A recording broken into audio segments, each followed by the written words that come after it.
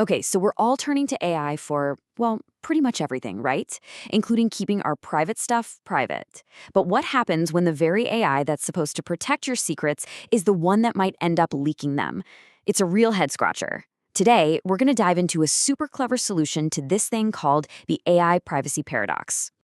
So let's say you want to share a personal story online, but obviously you need to scrub out the sensitive bits. You think, hey, I'll use a powerful AI to do it for me. But then you hit a snag. To get that AI to make your text private, do you have to first send your private text to the AI, which is probably run by some third party? And that, right there, is the heart of the privacy paradox. To get the best privacy protection from a big, powerful AI, you usually have to ship your sensitive data off to some company's server. And just like that, you've created a brand new security risk, which kind of defeats the whole purpose, doesn't it? All right, let's really dig into this paradox and figure out why the most obvious, simple fix, well, it just doesn't work. Okay, so what's the first thing that pops into your head? It's pretty simple, right? Just use a smaller AI, one that can run right on your own computer. No third parties, no sending data anywhere, problem solved. Or is it? This is where our story gets really interesting. Yeah, it turns out this simple cure might actually be way worse than the disease itself.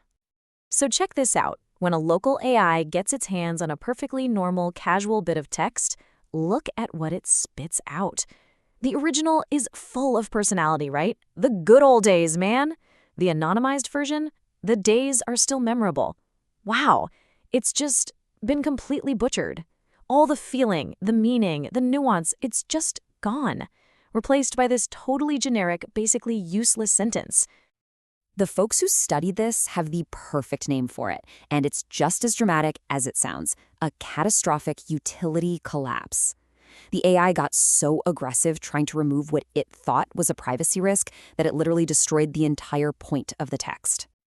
So what on earth went wrong? I mean, why would the AI do that?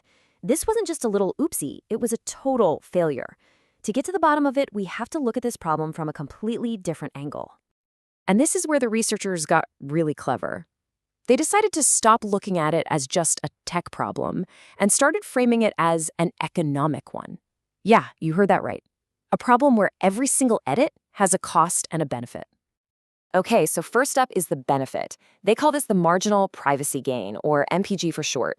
Just think of it like this. How much more private does your text get with every single little change the AI makes? And on the flip side, you've got the cost. This is the marginal utility cost, or MUC. This is the price you're paying for that little bit of privacy. How much of the original meaning, the style, and just the readability you lose with each and every edit. So here's the big reveal. The problem was that the little local AI was acting completely, well, irrationally. It was making edits where the cost, that MUC, was huge, but the privacy benefit, the MPG, was practically zero. It was a terrible deal. It was essentially overpaying for these tiny scraps of privacy, and that's what led to that catastrophic utility collapse. It was just making one bad deal after another. So, how do you fix an irrational AI? Simple. You bring in a rational supervisor. And this is the hero of our story, the arbitrator. This new system, they call it RLAA, works like a little three-person team. First, you have an attacker AI. Its job is to scan the text and flag anything that might be a privacy leak. Then, and this is the absolute game changer, an arbitrator AI steps in. It's the gatekeeper. It looks at the suggestions and asks two simple questions. Is this leak for real? And is fixing it actually worth the cost? And only then does the third AI, the Anonymizer, come in and make only the smart, pre-approved edits. So basically, the arbitrator is a rationality gatekeeper. Its whole job is to look at the trades proposed by the attacker and just say no to the bad ones. You know, the ones where you'd lose a ton of meaning just to gain a tiny smidge of privacy. It stops that irrational behavior dead in its tracks.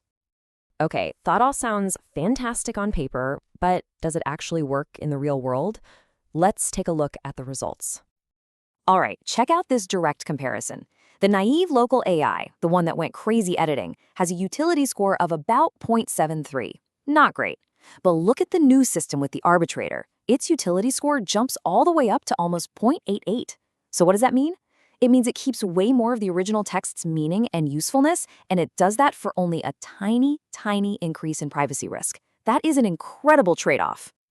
And you can really see it here in this chart. That massive jump in the utility score shows you exactly how much of the text quality is saved just by having that rational gatekeeper in the middle. It's literally the difference between a useful piece of text and something that's been, well, completely ruined. So why does any of this matter outside of, cleaning up a nostalgic blog post? Well, think about the really high-stakes stuff, like healthcare or legal tech. We need to be able to analyze mountains of doctor's notes or legal documents without ever exposing sensitive personal information. This irrational approach lets us get all the valuable insights from that data while still fiercely protecting people's privacy. It's a huge step toward building AI that we can actually genuinely trust. And that really leaves us with a bigger, more profound question, doesn't it? This whole project solved a very specific problem by adding a layer of basically economic common sense to an AI's decision-making. So could this idea, building AI that doesn't just compute but actually weighs the costs and benefits, be the real key to making AI more trustworthy across the board in every part of our lives? It's a pretty powerful thought to end on.